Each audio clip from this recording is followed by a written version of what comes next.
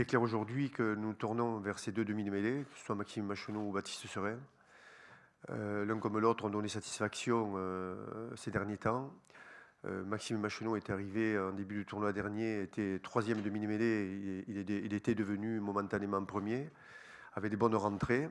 Baptiste Serein a fait aussi au mois de novembre de très bonnes rentrées, après une bonne tournée en Argentine. Donc il nous a paru judicieux de voir un petit peu ce qu'il pouvait donner en démarrant un match très dur. Donc voir un petit peu si... on est convaincu qu'on peut compter sur lui sur l'avenir, mais comment il allait pouvoir évoluer dans un contexte difficile dès le début du match. Donc les deux joueurs clairement se soutiennent. Moi, je voudrais faire un petit saut du côté de l'Angleterre. Les Anglais ont sélectionné Itoje comme avant elle. Est-ce que c'est une surprise et qu'est-ce que tu en penses? Et y aura-t-il un plan pour endiguer tout ça? Non, ce joueur, on savait qu'il était, je crois, un des meilleurs joueurs du monde actuellement. Donc, on savait qu'il était capable de. Enfin, il a le profil du second ligne moderne, c'est-à-dire un joueur extrêmement dynamique. C'est une forme de liane impressionnant par ses déplacements, et on savait qu'il pouvait jouer troisième ligne. Donc, compte tenu des deux, trois joueurs qu'ils ont absents à ce poste-là, on pensait bien qu'ils allaient s'appuyer sur ce genre de joueurs pour couvrir du terrain, abattre un travail défensif très important et éventuellement rajouter de la hauteur en touche. Donc on a l'habitude de dire qu'on ne peut pas se concentrer, quand on joue une très grande équipe comme celle d'Angleterre, on ne peut pas se concentrer sur un joueur particulièrement. On l'a vu dans les derniers tournois quand on les a rencontrés, mais ce joueur avait déjà été impressionnant. Voilà, donc il va sûrement jouer à son niveau. On essaiera modestement de répondre à ce qu'il nous proposera. Guy, une question en haut. Quel regard vous portez sur cette équipe anglaise qui est vraiment impressionnante depuis plusieurs mois avec 14 victoires consécutives? Écoutez, le regard, nous portons un regard attentif dans la mesure où nous allons les rencontrer prochainement. Après, objectivement, samedi soir, notre regard se tournera vers l'équipe d'Écosse, vous voyez. Donc, bon, pour vous répondre, évidemment, comme vous tous, nous sommes en admiration devant les résultats, ces résultats dans la continuité, l'état d'esprit de cette équipe. C'est vrai que les Anglais sont, mais ça c'est pas nouveau, impressionnants de volonté. Ce sont des gens qui sont pour nous un exemple d'abnégation. Mais momentanément, on va essayer j'espère qu'on va essayer de relever ce genre de défi et montrer que nous aussi, on peut évoluer dans ce sens et leur poser quelques problèmes. Mais c'est vrai que c'est une très très grande équipe, on en est bien conscient. Elle peut avoir 2, 3, 4 blessés.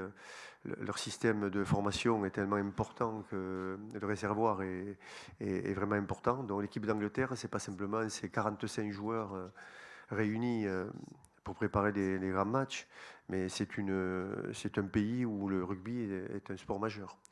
Donc voilà, on va essayer de les affronter en étant bien conscient qu'on se frotte au meilleur.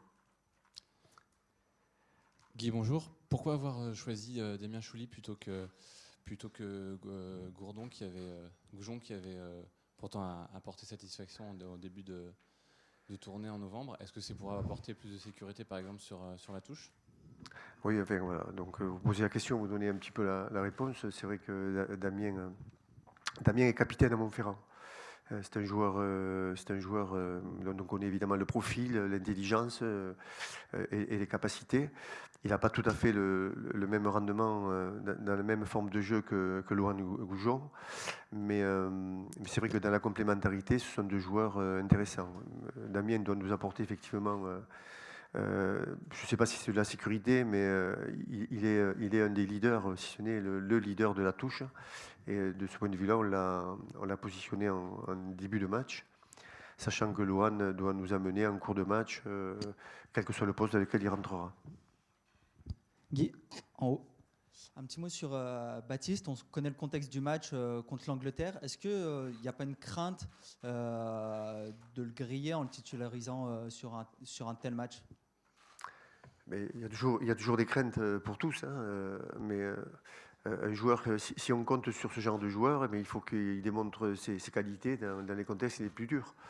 Le faire jouer simplement sur des matchs plus simples, ça ne me paraît pas non plus judicieux. On ne l'aurait pas mis, on nous aurait dit peut-être on aurait pu le mettre. Il y a toujours des partisans de Baptiste Serein pour le faire démarrer et des partisans de Baptiste Serein pour le faire rentrer en cours. Donc nous, étant donné qu'on travaille sur l'avenir aussi, et qu'on n'a quand même pas trop de matchs pour évaluer les joueurs, il nous a paru judicieux de le faire démarrer dès ce match-là, en sachant qu'on a toujours Maxime sur le bord et 2-3 joueurs dans le rugby français qui peuvent postuler. Guy, bonjour. Une question. Qu'est-ce que vous pensez de la théorie qui voudrait que s'il y a un match que l'équipe de France peut jouer totalement libérée, c'est celui de l'Angleterre, sachant que l'Angleterre vise un grand chelem, vise le record des All Blacks, est à la maison, enfin n'a pas le droit de se planter. Est-ce que vous êtes d'accord avec cette théorie-là? Disons que c'est une théorie que je respecte parce que bon, voilà, ça peut être la théorie de chacun d'entre nous. Je ne sais pas si nous, on doit s'appuyer là-dessus. Ce qui est certain, c'est que notre philosophie à nous, elle ne doit pas tenir compte de cette théorie, elle doit tenir compte tout simplement de notre travail, de notre envie d'évoluer, de progresser, de s'accrocher au meilleur, de bâtir le présent et l'avenir. Donc aujourd'hui, notre adversaire, c'est l'Angleterre. Autant en profiter. Voilà, quand on joue sur notre terrain, on a tendance à dire c'est bien, on joue chez nous. Et puis quand on joue à l'extérieur, on a tendance à dire oui, mais la pression, elle est sur les épaules de celui qui reçoit. Bon, ce qui est certain, c'est que les Anglais, moi, ma philosophie à moi, c'est pour les avoir rencontrés, pas au sein de l'équipe de France, mais en Coupe d'Europe notamment, avec mon ancien club. Je pense que les Anglais, ils l'ont démontré, sont aussi bons et aussi forts chez eux qu'à l'extérieur. Il n'y a pas de différence de comportement. Ils ne seront pas meilleurs à Twickenham qu'ils l'ont été au Stade de France. Voilà, ça c'est une certitude. C'est aussi leur force. Donc finalement, c'est à nous de progresser par rapport à leur niveau, puisqu'on va rencontrer la même équipe d'Angleterre. Bonjour. Est-ce que vous avez hésité à titulariser Yoann Huget et quel regard vous portez sur son retour en forme? Mais écoutez, son retour en forme lui permet d'avoir une place dans le groupe de départ. Le titulariser, donc lui faire démarrer le match, oui, la question s'est posée, effectivement. Mais sa capacité à couvrir plusieurs postes aussi nous intéresse, puisqu'il va quand même couvrir 3, peut-être 4 postes par le biais des sièges musicales. Donc, il revient en forme. La saison dernière, il était à côté du groupe. Il était avec nous, mais il n'était pas dans l'équipe. À lui de continuer à progresser et à retrouver réellement la totalité de ses qualités. Mais d'ores et déjà, il est bien revenu, oui. En haut. Et un petit mot sur la paire de centre avec toutes ces absences, notamment celle de Yann David qui a déclaré forfait hier. Est-ce qu'on peut imaginer que c'est un choix par défaut qui a été fait pour ce match contre l'Angleterre? Objectivement, non. L'objectif était, avec Jeff Dubois, l'objectif était de retrouver une certaine unité dans notre travail et parmi les joueurs qui avaient démarré avec nous dès le début de l'aventure. Donc Rémi et Guy Ficou en font partie. Bien sûr, l'absence de Wesley est quelque chose de très important pour nous, puisqu'il était devenu, nous en avions fait un leader de cette unité de 3/4, mais les choix de Yann, de Mathieu, d'Henri Chavancy qui est reparti, étaient des choix qui venaient après ces 3 joueurs. Guy, bonjour. Vous avez préféré Camille Lopez à Jean-Marc Doussin. On connaît les qualités de défenseur de Jean-Marc Doussin. Pourquoi avoir choisi donc Camille Lopez? Est-ce que c'est plus pour le jeu d'attaque que vous l'avez préféré? Je pense que tout simplement, Camille prend ses repères. C'est un très bon animateur. Sincèrement, je pense qu'effectivement, Jean-Marc est un très gros défenseur, mais s'est attaqué aussi. Mais la vitesse d'exécution de Camille nous correspond peut-être momentanément un petit peu plus à ce début de match. Voilà, nous n'avons pas l'intention de fermer de jeu, vous le savez maintenant. Donc on s'appuie sur ce joueur d'entrée, sachant que Jean-Marc, là aussi, nous couvre 2 postes, voire 3. Oui, Guy, est-ce que vous savez déjà qui butera, de Camille Lopez ou de Baptiste Serin? Et puis une deuxième question, quel est le joueur qui doublera l'un des 2 joueurs au centre en cas de pépin? Quel joueur? J'ai pas entendu. Qui doublera un joueur blessé au centre, par exemple, puisqu'il n'y en a pas sur le banc, hein, de vrais centres. Ouais, exactement. Donc, en principe, c'est Camille qui doit démarrer, mais on verra ça sur le terrain de Twickenham, puisqu'on ira s'y promener. Camille doit démarrer. Pour couvrir Rémi Lamera, on pense que Jean-Marc Doussin est le plus apte, puisque du coup, ses qualités de défenseur sont très importantes. Et pour couvrir Gaël Ficou, là, c'est peut-être un peu une surprise, mais on pense que Virimi Vakatawa peut nous rendre service de par sa vivacité. Et donc, l'entrée de Yann Huget dans ce coup.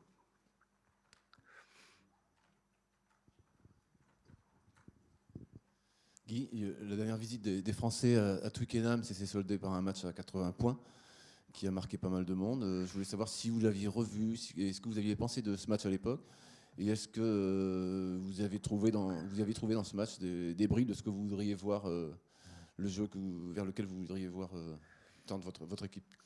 Écoutez, ce match-là, c'était pour nous, je n'ai pas envie de dire un match référence, parce qu'encore une fois, il y avait beaucoup de points d'un côté comme de l'autre, mais un match référence dans l'état d'esprit, c'est sûr. Donc, nous essayons, depuis notre prise de fonction, de correspondre à cet état d'esprit en libérant les joueurs, en leur permettant de créer chaque fois que c'est possible, tout en respectant un projet de jeu qui est aujourd'hui installé, en y mettant évidemment, en essayant d'y mettre un peu plus d'efficacité, puisque c'est ce qui nous manque maintenant. Mais c'est sûr que l'envie de produire, de créer et d'être efficace nous anime. Et dans ce match-là, c'est ce qui s'était passé, que ce soit du côté anglais comme du côté français. Et là, du coup, ce que vous disiez tout à l'heure, a son sens, puisque c'était 2 équipes libérées, notamment l'équipe de France. Bonjour Guy. En quoi estimez-vous que Gaël, que vous connaissez bien, a-t-il progressé ces derniers temps? Qu'est-ce qui a conduit à ce que vous le titularissiez à la place de Wesley? On l'a titularisé à la place de Wesley parce que Wesley est blessé. Il travaille, je le répète, avec nous depuis le début de la saison dernière. Je pense qu'il y a encore un long chemin à faire pour vraiment atteindre, profiter de ces énormes qualités. Mais c'est sûr, c'est un joueur qui prend de la maturité, de l'expérience. Il est capable de se fondre beaucoup plus dans le registre collectif, alors que c'était plutôt quelqu'un de finisseur. Donc c'est dans ce sens-là que nous avons choisi Gaël. On sent qu'il est capable de rentrer vraiment dans le projet de jeu dans lequel nous sommes aujourd'hui. Je prends la dernière question, s'il vous plaît. Guy, avec Baptiste et Camille, c'est encore une nouvelle charnière de titulariser.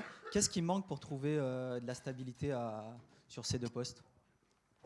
Mais c'est bizarre à chaque fois que vous me posez cette question, Maxime. En novembre, il y avait Maxime Machonneau-Lopez. Vous voyez bien qu'aujourd'hui, on tourne avec Maxime, avec Baptiste, avec Jean-Marc ou avec Camille. Voilà. On ne peut pas aujourd'hui dire on va installer 2 joueurs et les autres vont faire banquette tout le long. On ne peut pas faire ça tout en démarrant depuis un an une certaine fonction et préparer l'avenir uniquement sur 2 joueurs, parce que regardez ce qui se passe avec Wesley, si ça se passe avec Camille, ça s'est passé avec François Trenduc récemment, c'est comme ça que ces joueurs ont émergé. Donc non, moi j'ai pas la sensation que l'on tourne réellement ou qu'on n'installe pas les joueurs. Ils sont installés et en fait c'est souvent la blessure importante des uns qui fait qu'ils saisissent leur chance. C'est un petit peu le cas de Kevin Gourdon, qui était avec nous et puis finalement qui a eu la chance de jouer et puis voilà, il y est. Donc on sait ce qu'est capable de faire Jean-Marc, on veut que Camille, qui a joué contre la Nouvelle-Zélande, on veut le voir encore une fois dans un contexte compliqué. Il fait de superbes matchs avec Clermont-Ferrand. Je crois que je ne vais pas revenir sur le cas de Baptiste, on en a parlé. Nous essayons non pas de découvrir, mais de mettre ces joueurs dans les meilleures conditions pour qu'ils expriment leur potentiel. Ça serait dommage de se priver, d'installer Maxime Machonneau uniquement, Jean-Marc Doussain, et puis se priver de Baptiste Serin et de Camille Lopez, par exemple. Vous me poserez d'autres questions, j'imagine.